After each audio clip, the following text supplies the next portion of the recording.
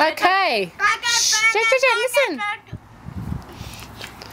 What's the best thing about Grandpa? I love you. Shh, it's like school. Hands up. Hands up. Okay, Sophie's got one. Best thing about Grandpa. Every time he spends time with us, he's always kind and caring and generous. Yeah, right. Okay, Jet, your turn. Shh. Jet. Tastes me tasty. Does what? Tastes me too tasty. Makes you cozy. Yeah, tasty. Cozy. Crazy. Yeah, tasty. Okay. Okay, Sachi, your turn. Grandpa always goes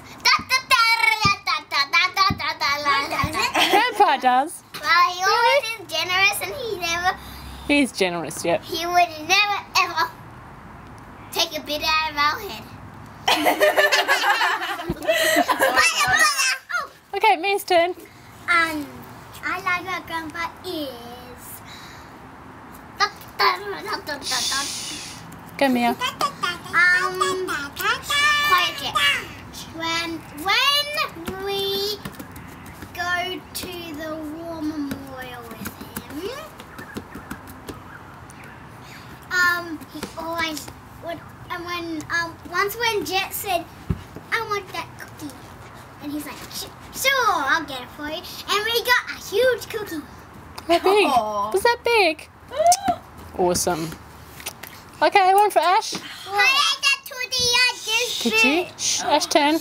What I really like about Grandpa is that you can count on him no matter what, and he's always there to help you. No Awesome. matter what. Good question. No matter what. Awesome. Yeah, matter what. Yeah. Okay, next question. Can I say Grandpa is turning 60 Oh my God. Jesus is ancient. today? Can you imagine It's so when he was your age? That was before the dinosaurs. It was such a long time ago. Can you imagine what his life was like when he was your age? He wasn't even fossil. No TV. He's got some ideas. Sachi first, feel go. like this. Now sit down. Well, Sit down, tell the there camera. was no TV, and if there was something that was electricity, it would be impossible.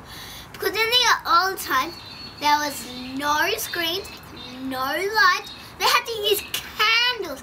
They did not have a toilet inside. What kind of toilet they use? Oh, they went out. They dig a hole outside, far away from the house, and they used it. Really? Nice input. Mia, your turn. When he was little. So when Grandpa was 8, what was his life like? What did he do? Basically, he Go, Mia. didn't have any TVs or any computers or any phones or any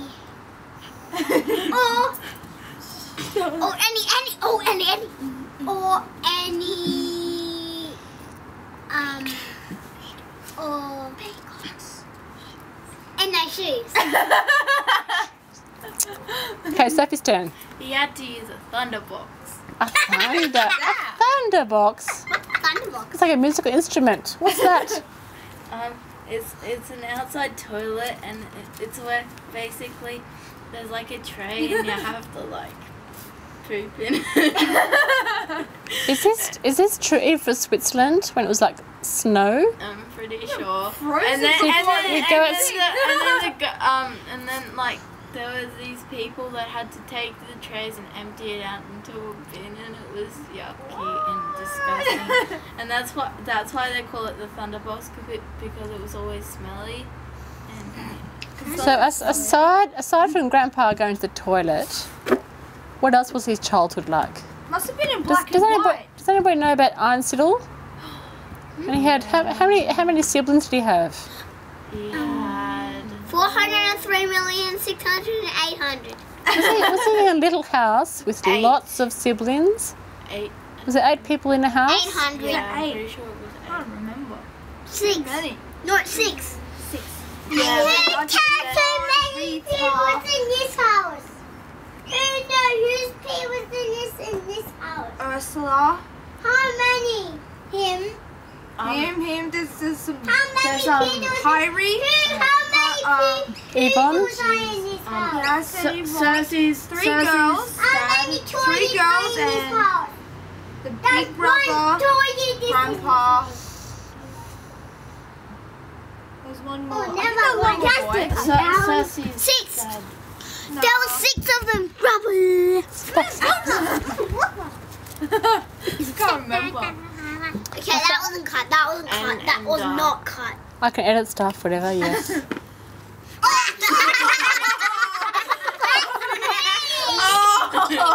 Hey, Jet. Red light going, it's recording.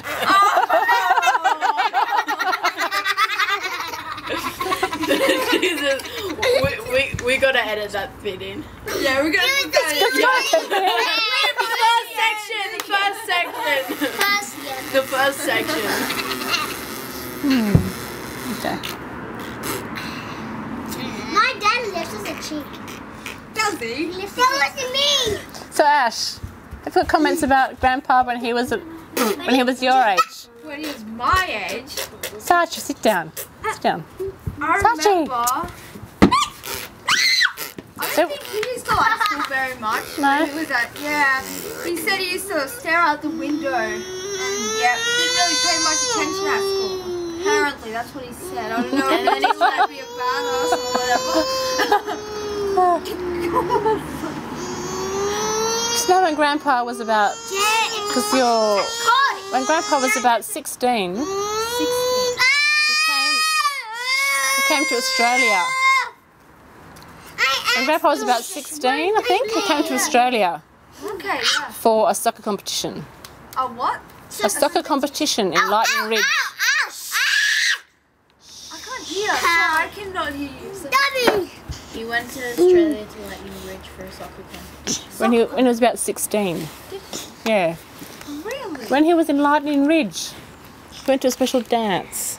Oh, And he met this lovely lady. yeah. And One. Me too. before you know it, they fell in love. Married Sparkle. 5 And you have Grandma and Grandpa. Sorry?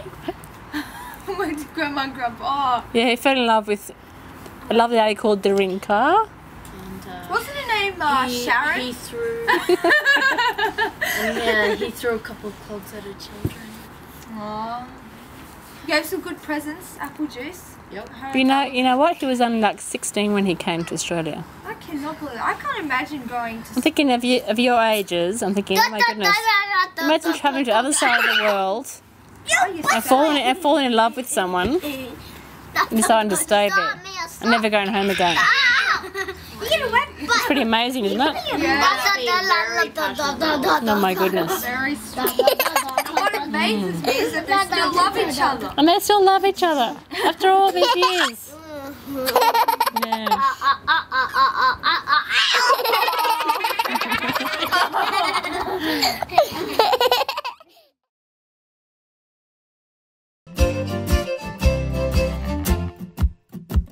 I've been around the world a couple of times or maybe more. Seen the sights, I've had delights on every foreign shore. But when my mates all ask me the place that I adore, I tell them right away. What do we tell them? Try and make a high one. There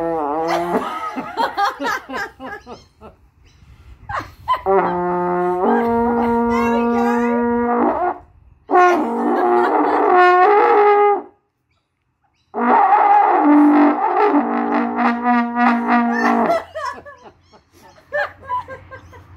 That's ridiculous. So you can play the last one. Why don't you do it now? I'll do There you go. Can you go your lower? trumpet. Can you go lower?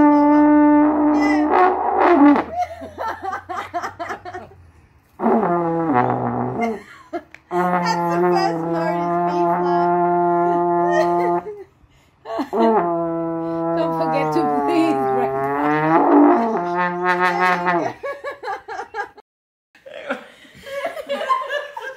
That's not gonna work. That's... Stop! Are you really? Me. You really? No, look the other on the side. Yeah, look over here. Pretend you're talking to me, Dad. Dad? Pretend you... Come over here, talk to me.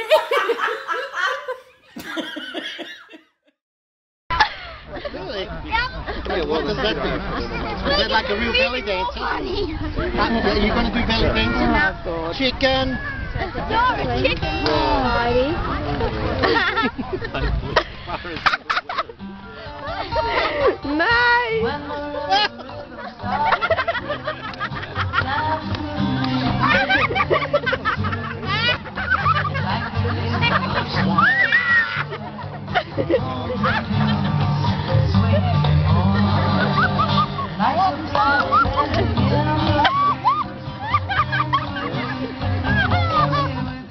Give me a home among the gum trees with lots of plum trees.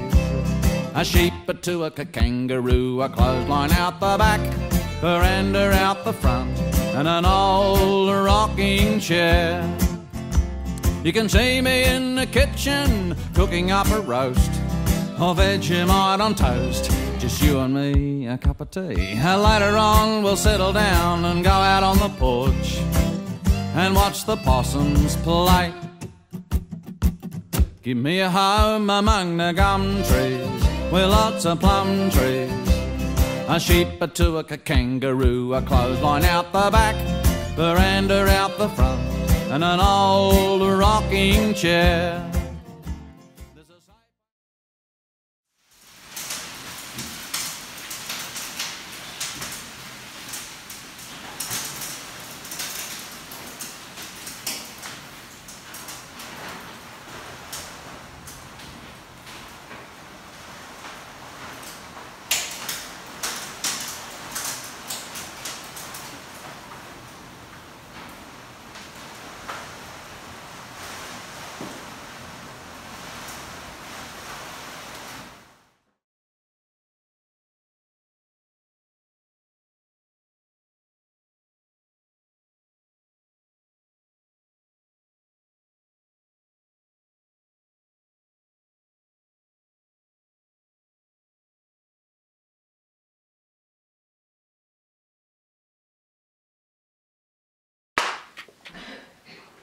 Cool. So yeah, if you want to... Ready to start? Yeah. Okay. Grüezi. G'day. Ich bin der Markus Ballat, oder Mark Ballat. Ich bin in der Schweiz geboren und für die ersten 18 Jahre bin ich Schweizer gewesen. Ich bin in Einsiedler geboren und meine Eltern sind der Anton Ballat und Caroline Hodl Ballat. Wir haben in Einsiedler gelebt, das ist im Zentrum von der Schweiz, etwa 80 Kilometer von Zürich. In einem Dorf, das eine grosse Kirche hat, 900 Meter über Seelevel, über Seehöhe und viel Schnee. Wir hatten mehr oder weniger eine normale Familie. Ich habe noch 2 Brüder und 3 Schwestern.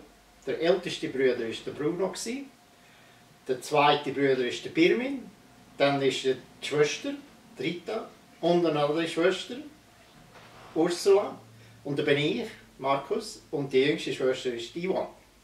Das waren 6 Kinder. Und mit 6 Kindern haben wir in einer kleinen Wohnung gelebt, wo 3 Zimmer waren und 1 Badzimmer. Und wir haben schon früh gelernt, dass man sich einfach anpassen muss. Und das Leben in der Schweiz war gut. Wir sind in die Schule gegangen, nicht kompliziert. Ich hatte ein normales Kinderleben, wo ich immer so nach mir selber geschaut habe und in die Schule gegangen bin. Ich bin nicht unbedingt gerne in die Schule gegangen, aber ich muss es selber machen. Aber wenn ich 14 war, habe ich die Schule verloren und bin in die Lehre gegangen, zum den Skiwagnerberuf zu machen. Und das hat 3,5 Jahre gebraucht. Und nach 3,5 Jahren bin ich ein Skiwagner gewesen. Und da habe ich Glück gehabt, dass ich mit der Rossinol in die Fabrik gehen und lernen und mit dem Rennservice im Zeug reisen von Rennen nach Rennen. Am 1972 habe ich mich angemeldet, um auf Australien zu kommen. Und ich bin eigentlich surprised, überrascht gewesen, dass ich angenommen worden bin. Sie haben mir einen Brief geschickt und gesagt, am 2. Mai in 1972 tut der Flug von Zürich abfliegen auf Australien. Können Sie mit? Und ich habe mich dann entschieden, dass das eine Chance ist, zum halb um die Welt herum, etwas Neues zu sehen und einfach etwas ganz anderes machen, was nicht viele andere Leute machen. Und dann bin ich eben ausgewandert, im 1972. Und von dort an bin ich auf Australien gekommen und Australien gewesen. Jetzt muss ich aber Englisch reden, weil jetzt sind wir in Australien. I arrived in Australia in Melbourne in 1972, 2nd of May, and it actually means that I've been here in Australia for 50 years this last May, which is half a century. Great, long time. By the way, my name in Australia is Mark Ballett, which is the English version of Marcus Ballett. But I came to Australia and had no English knowledge at all of the English language, and I knew very little about anything basically. But I knew how to work, and I had a trade behind me that had absolutely no advantage in Australia because we don't have a lot of snow. But I was really very, very fortunate in Australia to get jobs all the time. I was always busy. I never really had more than, never really only had one job. I always had 2 jobs. And I was lucky enough to land in Melbourne, be looked after by the Australian government for 6 months. Really well looked after, where the cleaning, ironing, cooking and everything for you. It was just really, really fortunate. But then I moved to Sydney and ended up living in Sydney, had a job, and went to Lycan Ridge, which is a mining town 700 kilometres from Sydney, northwest, where I played soccer for a Sydney soccer team, and I met my love of my life, Dorinka. Most people know her as Daria. She was there with her 2 kids, having a break from Canberra household, and it was just quite terrific how we just met, and some reason were for many reasons just attracted to each other. After Lycan Ridge was over, I went back to Sydney. Dorinka went back to Canberra, and not before long we sort of decided to get a bit more serious together. She had a bit of trouble at home with her ex-husband, and she moved to Melbourne, and I was in Sydney, and she rang me or sent me a letter saying, oh, what am I going to do and all that. And I said, look, I live in a 2-bedroom unit or a 3-bedroom unit in Sydney. You can come and live here until things are sorted out. So she moved there, and it worked out really well. And at that time, I already knew the boys reasonably well, because Michael was about 3 years old and Jules was 6 months old, and they were cute little kids. They were terrific. So for some reason, I decided to take on the challenge as a 19-year-old to have a partner with 2 children, which probably was in most people's eyes a bit of a challenge, all right. Yeah, things you don't do every day, but it was terrific. And sitting here today, it worked out really well. I was really very fortunate because this was just a country of opportunities, and we made the best of it. And now we can say that we live extremely well, that we're well looked after, and the family is great, from wife, children, grandchildren, and all the hanger-ons that come with it. They're all great people. But it was also terrific to come to Australia and have the opportunity to actually start from scratch and get to know the real world, where it was basically, you work hard, you can achieve something, and we did work hard, but we also achieved a great deal, and life is really good today. I wouldn't consider moving back home to Switzerland or anything like that. Australia is definitely my home. And if anybody from Switzerland or the rest of the world wants to come over here and have a good look around, they're most certainly welcome in our house, and we would be only pleased to show them around. We have, in our family, I probably should introduce the whole mob. There is Grandma, Darinka. She is the matriarch of the family. She is the linchpin. She makes things happen and organises things. An amazing cook and an amazing person right through. I'm, I guess, the grumpy old bastard. Every so often. Love a bit of political talk. And I'm passionate about not much stuff, but I'm passionate about Australia, because I just think we are just so fortunate to live in this country. And if anybody criticises and disagrees with whatever Australia is, I tend to take that a bit personal. Anything else really doesn't bother me a great deal. But it's very important, because I'm really passionate about that, because I've had a great fortune living in this country for 50 years, being really well looked after. Now that there's the other members of the family, like I said, is Jules and Julia, Jules and Michael. Michael is the oldest son. He's got a great family and a great partner, Tanya, and 2 terrific kids. One of them is Ashley and the other one is Sophie, and they all different personalities. They can all be challenging in their own way, which is terrific.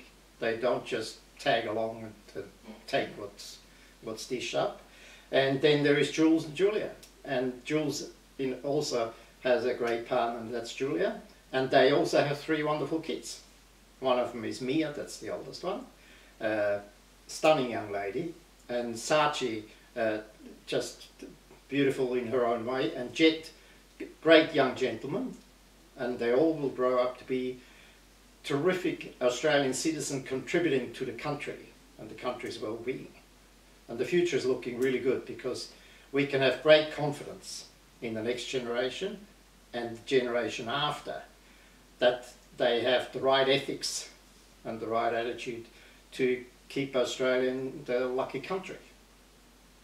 I guess I've been here for 50 years. We'll probably go back to Switzerland next year just to visit the whole family. But it'll be as simple as that, where after a month or so we'll get homesick and love to come back home to Australia, because life here is just terrific. Yeah, and thanks for listening. If you didn't get my name, it's in Switzerland it's Marcus with a K, and in Australia it's just Mark. Or officially, about a year ago, I had to actually change my name and make it all legal and call myself Marcus Ballard with a K. But that's not important. That they can call me whatever they want to call me. But so far it's been wonderful, and Ashley will make an amazing job out of all this information that she's collected from the family, and we certainly look forward to seeing it one day, and it'll be just a great benefit for the whole family and everybody else that wants to know things about the family. They're a big family, and it'll keep the family unit tight knit, and that everybody knows about everybody's background a little bit. That's really important. So there you go. Thanks, Gramps. You can switch off the microphone. Yep, will do. Good job.